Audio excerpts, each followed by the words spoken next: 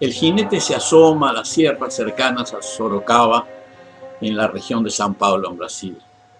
Monta un caballo tostado y lleva al tiro una yegua alazana.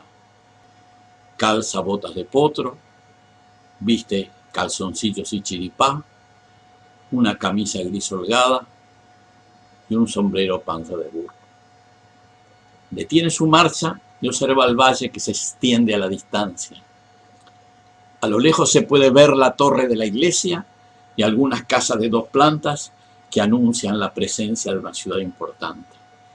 El camino que conduce a Sorocaba desde el sur tiene un tráfico bastante intenso. En las últimas leguas recorridas, Francisco ha encontrado tropas de vacunos transportadas por hábiles troperos para su venta en la ciudad. En otros tiempos por aquí venían las recuas de mulas de Santa Fe, pero la guerra había cortado abruptamente su llegada. Los vacunos provenían de las vacarías del Planalto y de las praderas pampeanas de Río Grande y la Banda Oriental, que los portugueses habían denominado provincia cisplatina. Francisco sabía que allí, en la ciudad cercana, lo esperaba un intenso movimiento. La feria de Sorocaba era uno de los puntos de comercio e intermediación de animales más importantes de las colonias de Brasil. En su prolongado itinerario, Francisco había sobrepasado tropas que se movían con extrema lentitud y a veces demoraban varios días en cruzar los principales cursos de agua. Se acordaba del paso del caudaloso Iguazú, que precisamente en esa época estaba muy crecido debido a las lluvias de verano. Allí había miles de cabezas y decenas de troperos acampando a la espera del reflujo. Afortunadamente sus habilidades de jinete vadeador le permitieron realizar el peligroso cruce con su caballo, ayudado por una canoa de cueros, lo que en el sur llamaban pelotas, que le cedieron unos peones de faena caingán que tenían sus toldos en las cercanías del paso. El camino dos tropeiros estaba bien desmatado. Luego de 2 siglos de tráfico, era una franja bastante ancha de pastizales con un muro de árboles en cada costado, lo que los botánicos llaman hoy la Mata Atlántica. Ya hacía 4 meses, un 5 de septiembre de 1820, que Francisco había partido de Corrientes, cruzando el río Uruguay, desde Santo Tomé a San Borja. Había salido de San Borja con 4.000 patacones que le había confiado don José Artigas y acompañado de 4 fieles criollos, 2 soldados tapes de nombre Guarabí y Amarillo, un pardo llamado Eustaquio y un portugués españolizado de apellido Rocha, y al principio había partido con 2 montas.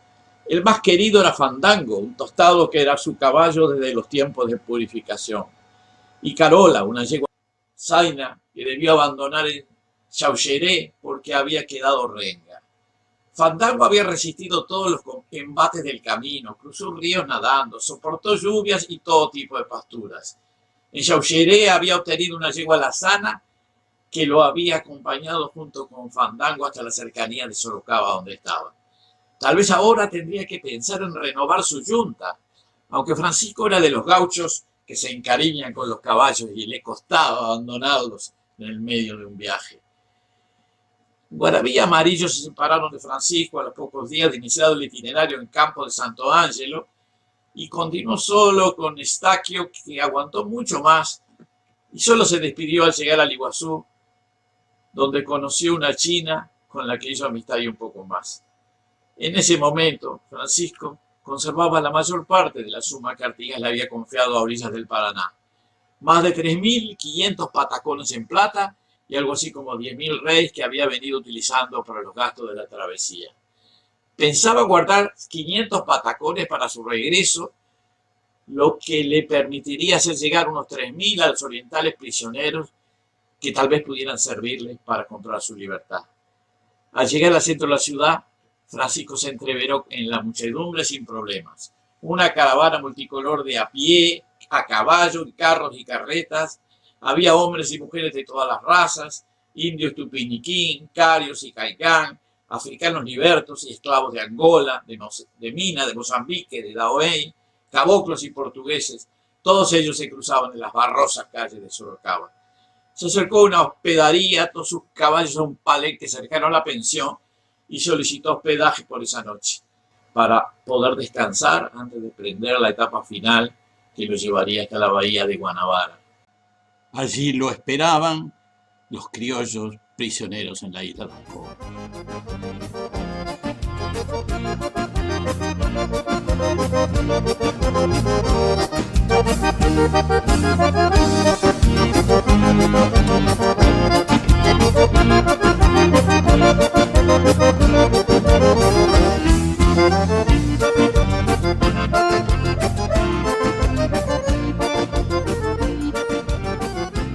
Algunos días después, el 5 de enero de 1821, Francisco entraba en Río de Janeiro mezclándose con una multitud de gente que iba y venía en todas direcciones. En esa época Río era la capital del extenso imperio portugués de Brasil, donde se concentraban gran parte de las actividades políticas y administrativas del país. Hacia o desde Río confluían o irradiaban productos y personas.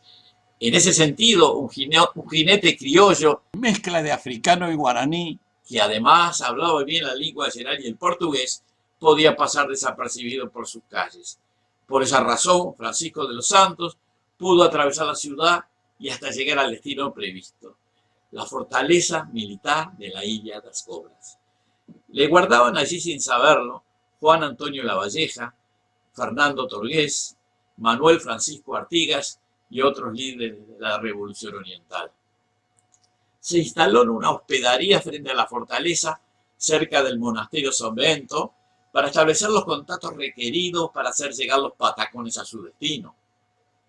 Se acercó al monasterio y logró hablar con un sacerdote de la orden para ver cómo podía cumplir su misión. Tuvo un buen recibimiento y finalmente, a través del abate Miguel Pinto Lima, que era el superior del monasterio, logró acceder al comandante de la fortaleza, el brigadier Joaquín Freire da Silva. El abate puso al corriente a Freire da Silva de la misión de Francisco y aceptó recibirlo en su oficina de la Ilha das Cobras. Al día siguiente fue a la comandancia del fuerte, guiado por un marino, que había sido enviado para escoltarlo. Atravesó el puente que conectaba la isla con el continente, cruzó el patio de armas y entró en los corredores del sector principal del edificio de la Brigada Real de Marinha. Allí lo recibió un capitán de nombre Oliveira, que lo hizo pasar a una habitación espaciosa, un escritorio de caoba y varias sillas de pino Brasil y almohadillas de color púrpura. En la pared había colgado un óleo del emperador Don Pedro. Al cabo de unos minutos apareció un hombre de mediana estatura con un uniforme de la Marina portuguesa. Francisco se paró en señal de respeto. Ante las preguntas del brigadier, Francisco explicó el motivo de su viaje. Vine para entregar una suma de dinero que el general José Artigas envía para los oficiales presos en la isla. El brigadier sonrió y expresó, y aquí lo digo en portugués: "Estou maravillado. Você fez mais de 600 léguas a lombo de cavalo para vir a Rio de tão longe? É somente para trazer os patacões castelhanos presos? Não tenha medo. Eu vou dar o dinheiro aos prisioneiros. Ademais, vou lhe dizer uma coisa que ninguém sabe.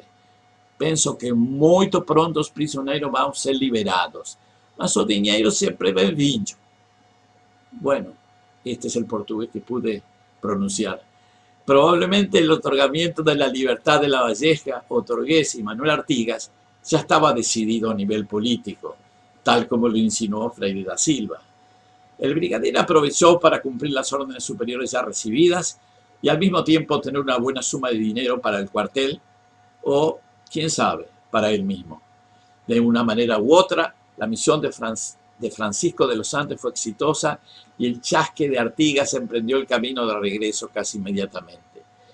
4 años después, a fines de 1825, Francisco se incorporó a las fuerzas orientales rebeldes de Juan Antonio Lavalleja, que habrían de lograr a través de la lucha armada la confirmación de la soberanía de la provincia.